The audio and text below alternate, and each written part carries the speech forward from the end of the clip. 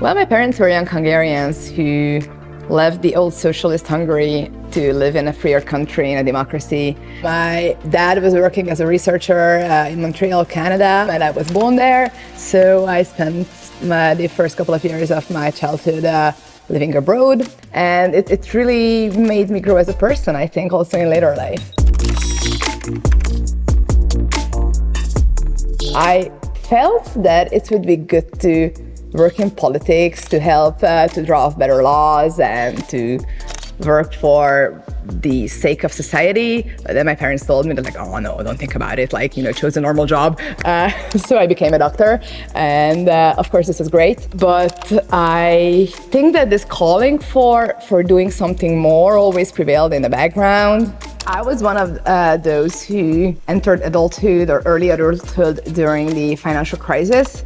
And in Hungary, that was also paired with democratic backsliding. I felt that the challenge of my generation is to turn this backsliding to the other way and fight for a European Hungary and fight for a Hungary where people can be equal, that we don't have to leave if we want to have a European standard of living. And this fight is still ongoing, but I'm proud to be a part of it.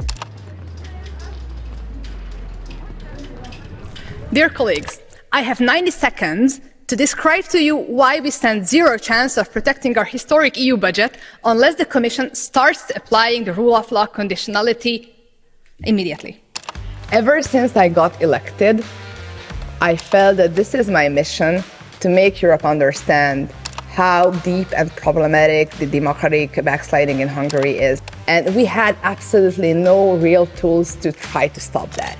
So I'm very proud that I was able to work on the rule of law conditionality mechanism that allows the European Commission to stop the flow of EU money from autocratic governments, that we cannot sponsor anti-European corrupted activities with European money anymore.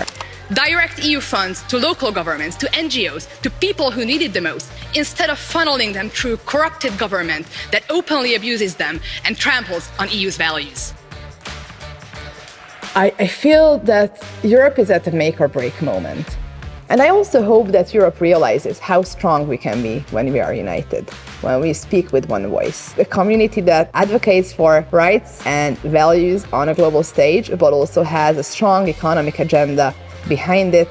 The funny thing is that what I described is not even that unreasonable. We just have to play our cards right, and we have to have our ambitions at place, and we have to use this huge microphone we have in our hands for the sake of the global good.